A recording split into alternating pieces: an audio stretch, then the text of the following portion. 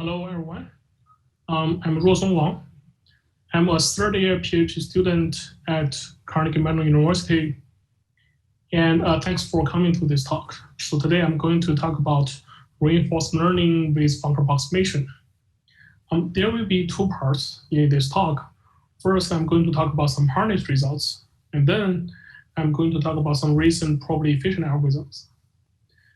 So this talk is based on joint works with a bunch of people, including Simon Du from University of Washington, Sham Kakad from University of Washington, Microsoft Research, Ruslan Salakudinov, who is my PhD advisor at CMU, and Lin Yang from UCLA. So what is reinforced learning? Well, reinforced learning is a framework to model sequential decision-making problems.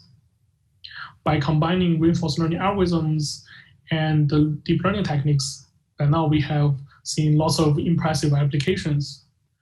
We can now use reinforced learning algorithms to play the game of Go. We can also use reinforced learning to play video games like Flappy Bird. Reinforced learning is also used in self-driving cars and can be used to control robots. So these are all applications that are not achievable without using reinforced learning. But what is the theoretical framework for understanding reinforced learning algorithms and studying like the complexity of reinforced learning problems? So in this talk, I'm going to use the standard Markov decision process framework. In this framework, the agent interacts with an unknown environment by following a policy. So a policy is a state, is a mapping that maps states to actions. So in each episode, the agent executes the policy for each time steps. So initially, the agent receives an initial state S0. And depending on S0, the agent plays some action A0. Depending on S0 and A0, the agent receives a reward value R0. And also, the agent transits to a next state S1. S1 is also sampled from a transition probability distribution, which depends on S0 and A0. Now, depending on S1, the agent chooses another action A1 to play.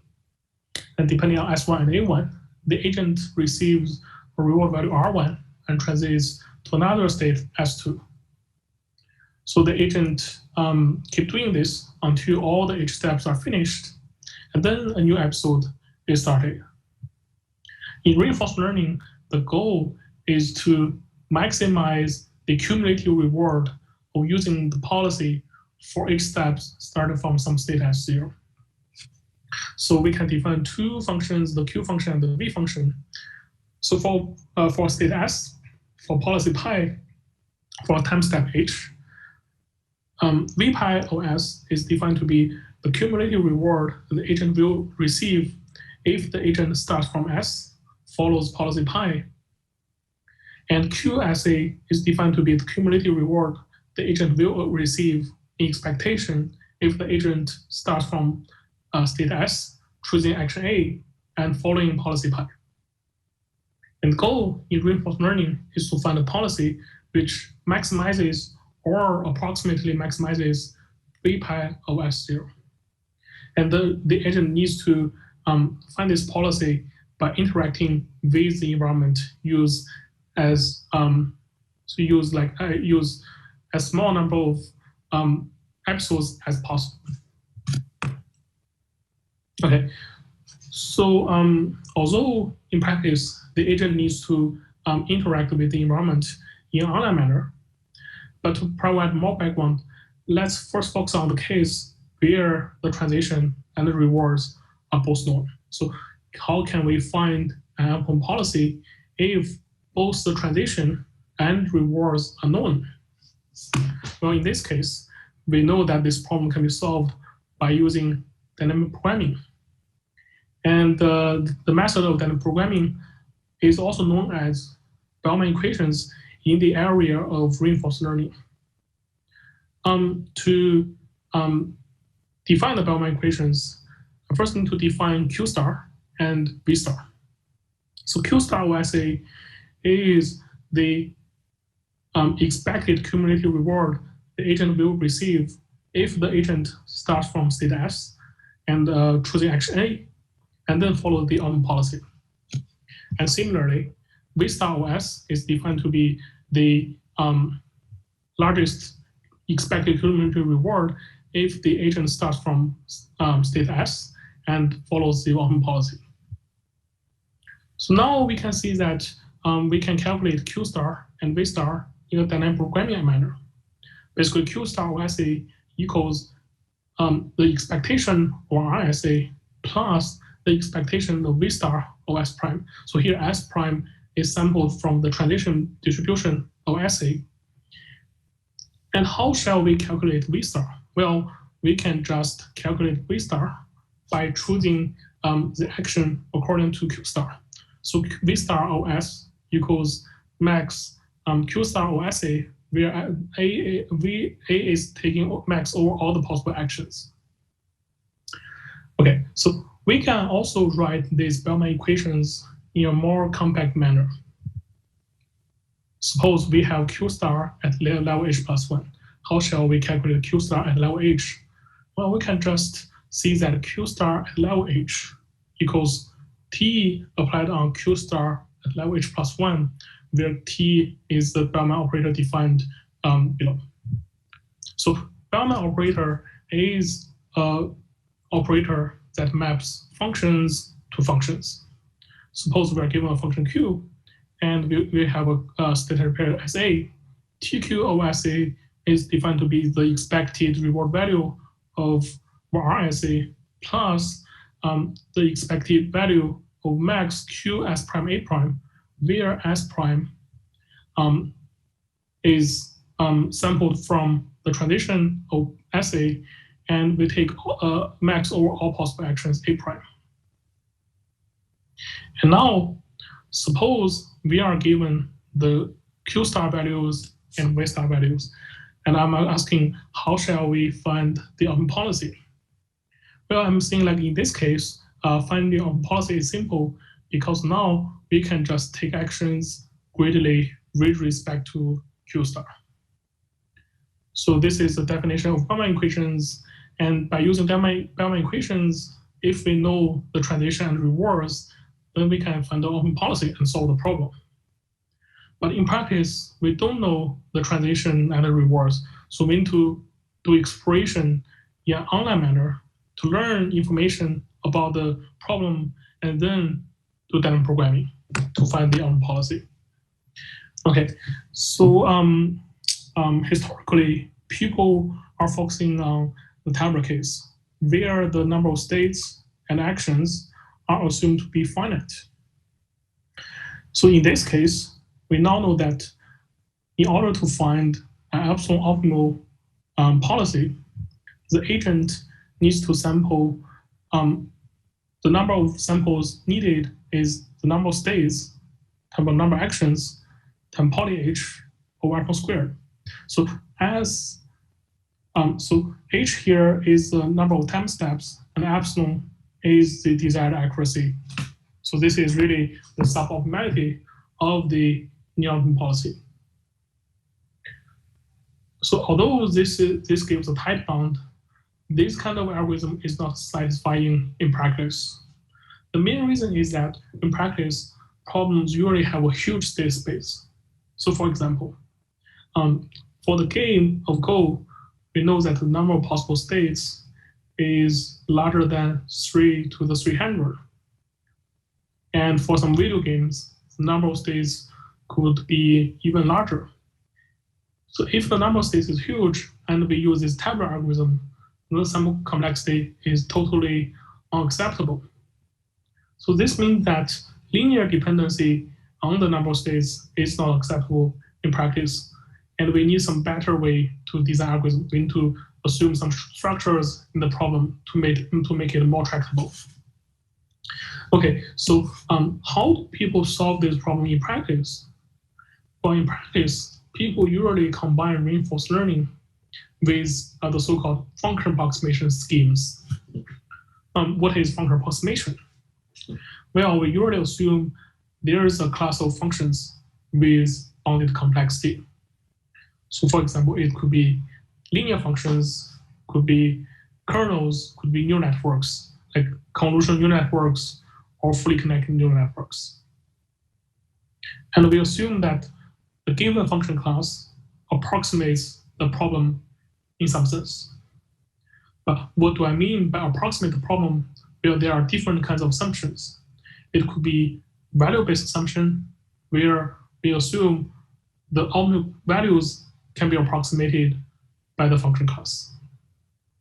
The assumption could also be policy-based, where we assume that for each state, the ultimate policy is a greedy policy with respect to the function class. Also, the assumption could be model-based, where the transition and the reward values can be approximated by the function class. And for the case of reinforced learning with function approximation, we do not want an algorithm whose sample complexity depends polynomially on the number of states. We want reinforced learning algorithm whose sample complexity depends polynomially on the number of time steps on 1 or epsilon, where epsilon is the desired accuracy on the number of actions, and maybe also depends on the complexity of the function of the class. But in any case, we do not want the algorithm, the sample complexity depends on the size of the state space. This is important. Okay, so now given this paradigm, a fundamental question is that suppose the given function class approximates the ultimate policy well. So for example, maybe the function class approximates the value functions, or it will approximate the policies. So for value-based assumption, we assume there exists a function f in a function class such that for any state error pair, the value of q star OSA is close to the value of FSA up to an error of delta. So this is value-based assumption, and also it could be policy-based assumption. Under this assumption, we assume for any state S, the ultimate policy of S is a greedy policy with respect to F.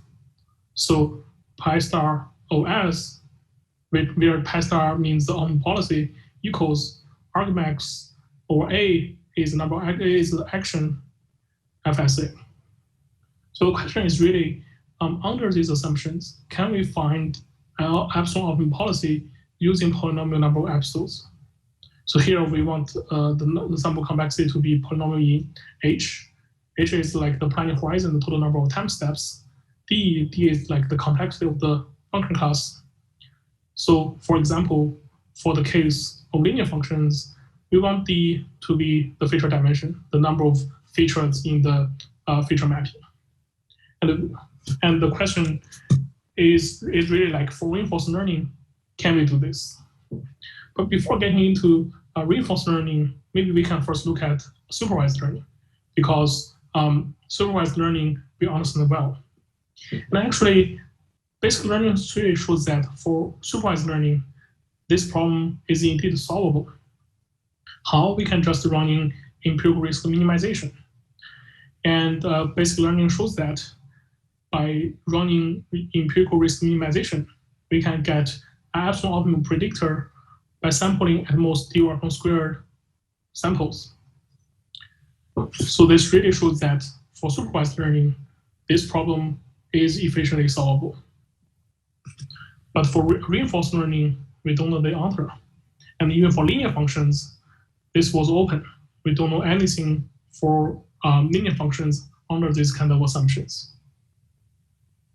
Okay, so perhaps surprisingly, our main results for this problem are lower bounds. So we have two lower bounds, one for value-based assumption and one for policy-based assumption. Our lower bound shows that under the assumption that the ultimate policy can be approximated by the function class, then the problem may not be efficiently solvable. So let me first introduce our result for value-based assumption. Under this, so in this case, we assume that there exists d-dimensional feature mapping, which maps state pairs to feature vectors. And we assume that the dimensionality of the feature is roughly h over delta squared. Delta here is the approximation error of the function class. So basically, what we mean by the approximation error, I mean that for any state pair, the Q star of SA can be approximated by a linear function up to an error of delta. So here, theta is the linear coefficient of the linear function. And now I'm asking, under this assumption, is the problem efficiently solvable? And the answer is no. So we show that there exists a class of MDPs such that for any algorithm, if the goal is to obtain a nearly optimal policy with constant suboptimality, then any algorithm requires exponential number of samples to find such a near optimal policy. So this really shows that if the optimal Q function is approximately linear, then this assumption itself is not sufficient for probably efficient algorithm. And because linear functions are special cases of more complicated function classes like kernels and neural networks, our lower bound also holds for these more complicated function classes. Okay, so this is our result for value-based method. How about policy-based method or policy-based assumption? So in this setting, we still assume we have a d-dimensional feature mapping that maps state action pairs to d-dimensional feature vectors. And for policy-based assumption, we assume there exists a linear function such that the optimal policy is a greedy policy with respect to the linear function. So we mean that there exists some linear function whose coefficients are theta, such that for any state S, the optimal policy pi star OS is argmax over the actions, the inner product between theta and phi OSA. Okay, and our main result for this setting is also another lower bound. We show that if there exists a class of MDPs, and for any algorithm, if the goal is to find a near policy with constant suboptimality, then any algorithm requires exponential number of samples. So this really shows that assuming that the optimal policy A can be approximated by linear functions is not sufficient for a probably efficient algorithm. And I would like to mention that the same result, the same lower bound still holds if the linear functions has a margin, meaning that for the optimal action, the inner product between theta and phi is larger than the inner product between theta and phi by a constant. So even if there's like a margin in the linear functions, this is still not sufficient for obtaining a probably efficient algorithm. And again, because linear functions are special cases for more complicated function classes like kernels and neural networks, our lower bound still holds for these larger function classes. So these two results really shows that assuming that the optimal policy can be approximated by linear functions is not sufficient for probably efficient algorithm. Okay, before talking about the implications and upper bounds, let me first get into a little bit technical details about the lower bound. So let me briefly introduce the hard instance, the construction, and the argument we use to prove a lower bound. All these lower bounds are proved by reducing to the binary tree instance. What is a binary tree instance? In this instance, each state, there are 2 actions, and there are h levels, there are h time steps in this instance. So that as we can see, the total number of states will be roughly 2 to the h for this instance. And here I'm showing an example with h equals 2. So there are 2 levels here. Okay, and in the binary tree instance, there's like a single path or single policy whose value is 0, whose value is 1, and for all other paths, the value is 0. So we can do this by putting a reward value of 1 on one of the standard pairs in the last level, and all other standard pairs, the reward is 0. And for this instance, it is clear that in order to find any nearby policy, we need the exponential number of samples. Why? Because we can see that the only nearby policy in this problem is to find the path whose value is 1. And intuitively, to find such a path, one needs to basically look at all possible paths before finding nearby policy. And to make this rigorous, we can use Yau's minimax principle. Okay, so this is good because we can show there's lower bound. But the question is really like, how should we construct low-dimensional feature mapping? Because in our assumption, we assume there's like a d-dimensional feature mapping, which approximates the policy in a value-based sense or in a policy-based sense. Okay, to construct the feature mapping, I first need to introduce the concept of approximate rank. Suppose we are given a matrix A, and its epsilon rank is defined to be the minimum rank of B, where B are all the matrices whose all entries are within epsilon to matrix A. And the theorem alone shows that the epsilon approximate rank of identity matrix is upper bounded by log n low epsilon squared. And let me briefly introduce the idea behind the proof. The idea is to use Johnson-Needles-Ross lemma. So basically, we can let phi to be a matrix with n rows and log n low epsilon squared columns. Each row is a random unit vector. And we can show that with high probability, all entries of phi transpose are within epsilon to identity.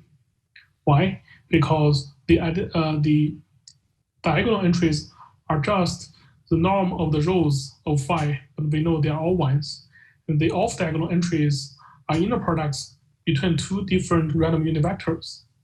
However, we know that the 2 random unit vectors, their inner product is, the expectation is 0, and we can use tail inequalities to show that they are bounded by epsilon with high probability. So this is the idea behind the proof that the approximate rank of the identity matrix is upper bounded by log 1 over epsilon squared.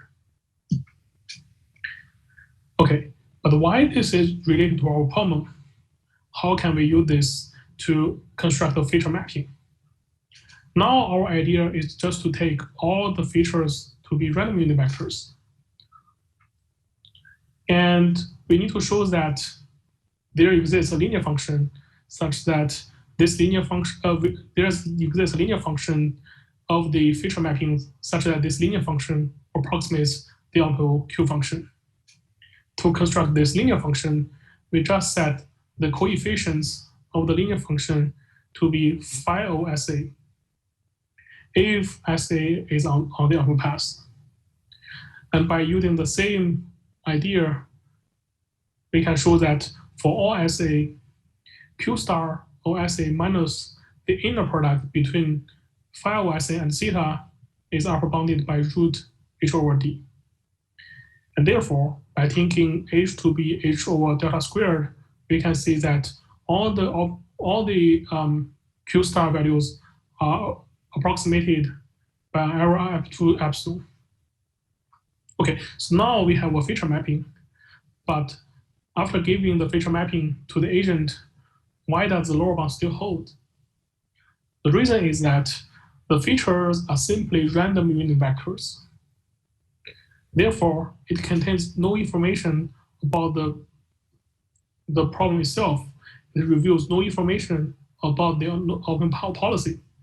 Thus, the agent still needs exponential number of samples, even if we give such a feature mapping. So this is basically the idea of obtaining the lower bound for the value-based assumption. And for the policy-based assumption, please refer to our paper for the proof and the technical ideas there. Okay, before getting into the upper bounds, let me first introduce, kind of summarize the implications of this harness result. So the first thing we need to think about is like, what makes reinforced learning different from supervised learning? In my opinion, the main difference is that for reinforced learning, the agent does not know which distribution to use to run empirical rate minimization. The agent needs to explore to find the correct distribution. And this also shows that if we want to do reinforced learning with probably efficient sample complexity, then we need to assume stronger assumptions. Only assuming the optimal policy can be approximated by the function class may not be sufficient. And indeed, previous work has shown that for the case of linear functions, if we make the assumption stronger, then polynomial sample complexity is indeed achievable. For instance, Yang and Wang and Jin et al. Showed that under the linear MDM assumption, there exists an algorithm that finds an optimal policy using polynomial number of samples. So what is the linear MDM assumption? Under the linear MDM assumption, we assume that for any function Q, after applying the Bellman operator on Q, the resulting function is still a linear function or approximately linear function with respect to the features. To remind you, I have provided the definition of the Bellman operator below. This result is nice because now we can see something about linear function approximation. But on the other hand, we don't know anything for general function classes. So can we give some probably efficient algorithm that works on the general class of functions? So this is the goal of the second part of this talk. Okay, so in a recent paper, we show that there exists an efficient reinforced learning algorithm that works with general function classes. So our assumption is that we are given a function class f, and for any function f, after applying the Bellman operator on f, the resulting function lies in the function class. This assumption can be slightly relaxed. For example, if for any function f, tf approximately lies in the function class, then our algorithm still works. Okay, so let me now introduce the steps in our algorithm. In our algorithm, we will run k episodes in total. In each episode, we will first receive an initial state. And now we are going to estimate the Q values for all state tension pairs. To estimate the Q values, we are planning to do a dynamic programming. We first look at later levels, and then we look at previous levels. So we start at the last level, and for all the data, we try to find a function in the function class to minimize the squared error. Let's say this function is fh. We also define a bonus function, and the resulting Q value, estimated Q value, is a summation of the f function found by minimizing the squared error plus the bonus function. And after having the Q values, we can naturally define the V value. We can also define the policy to be taking actions greatly with respect to the Q functions. And now after having the policy, we can explore by following the policy, getting more data, and then we continue get to the next episode. Okay. A very interesting aspect in this algorithm is like we need to define a bonus function. Why is that necessary? Our algorithm follows the optimism in the face of uncertainty principle. This is also known as UCB type algorithm. The brief idea is like we want to ensure the estimated values are always larger than the true value. So the estimated values should always be upper bound of the true value. But the question is like, how can we achieve this for general function classes? To do this, let's assume that we have a current dataset D. And we know that by concentration, the true Q function Q star should have low error on this dataset. It has an error of at most beta, where data is some parameter dependent on the complexity of the function class. Because we know the true Q function has error at most beta, to define upper bound, we can just consider all functions that has error at most beta on the data set and return the largest possible value. So this is clearly upper bound.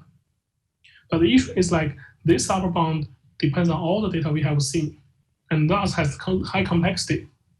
A high complexity bonus function could lead to highly dependent data sequences, meaning that the data we are collecting in different episodes are highly correlated with each other. Okay, so we need to solve this problem and define a low complexity bonus function.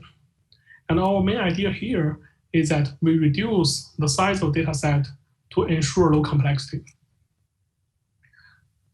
Now the question is like, how shall we reduce the size of the data set? And our main technical tool is the sensitivity sampling framework, which was first used in the theoretical computer science community to construct sets for clustering problems. So here, we also use sensitivity sampling, but our goal is to reduce the data set to ensure the bonus function has low complexity. And I will not talk about the actual definition of sensitivity, but let me give you a brief description or a brief or like intuition about the definition. Suppose we are given a data set Z, which is like the actual Q function, but we use sensitivity sampling. So here, we also use sensitivity sampling, but our goal is to reduce the data set to ensure the bonus function has low complexity. And I will not talk about the actual definition of sensitivity, but let me give you a brief description or a brief or like intuition about the definition. Suppose we are given a data set Z, function class F, and some regularity parameter lambda. And I'm wondering, for all the for the data set, for the current data set, how much does SA contributes to the squared error? Okay, we don't know this for sure because we don't know which is like the actual Q function, but we can just consider all possible pairs of functions in the function class. And we return the largest ratio between the squared error on this data pair and the total squared error of the whole data set. And one technical lemma we can show is that by applying importance sampling on the data set according to sensitivity, we can achieve a much smaller data set. And meanwhile, the confidence region is approximately preserved. So we can now define the confidence region using the reduced data set, and it preserves the confidence region while reduce the complexity of the bonus function because the subsample data set has much smaller cardinality. Okay, so our actual algorithm is a combination of the algorithm defined in previous page and the bonus function mentioned in the previous slide. So our main theorem is to show that by combining the algorithm and the bonus function, the final algorithm finds a near-term policy by sampling at most poly H, D, and 1 or epsilon samples. Here H is like the total number of time steps, epsilon is the desired accuracy, DE is the error dimension of the function class. Error dimension was first defined by WangRuoSong and WangRuo when studying the complexity of bandits problem, and we can think this as an analog to VC dimension in the case of supervised learning. And actually, for the class of linear functions, the error dimension is the feature dimension of the problem. So really, we generalize the previous algorithm for linear function approximations to general function approximations. Okay, so let me summarize this talk. In this talk, I gave harness results and a probably efficient algorithm for reinforcement learning with function approximation. In the harness part, I show that if we just assume the optimal function can be approximated by a function class, this assumption itself may not be sufficient for efficient reinforcement learning algorithms. And then I make the assumption stronger by saying that for any function, after applying the Bellman operator, the resulting function lies in the function class.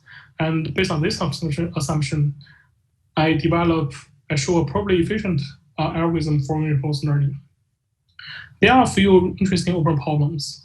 First one is that we show that if there is some approximation error for the value-based assumption, then any algorithm will require exponential number of samples to find near-optimal policy. But what if there's no approximation error at all for value-based assumption? Second question is like, we know the complexity of our algorithm depends on the error dimension of the function class. But for some practical function classes like kernels, fully connected neural networks, and convolutional neural networks, what are their error dimensions? And the third question is like, we know that the error dimension is a complex measure for reinforcement learning with function approximation, but are there any other better complex measure for reinforcement learning with function approximation? Okay, let me conclude this talk here.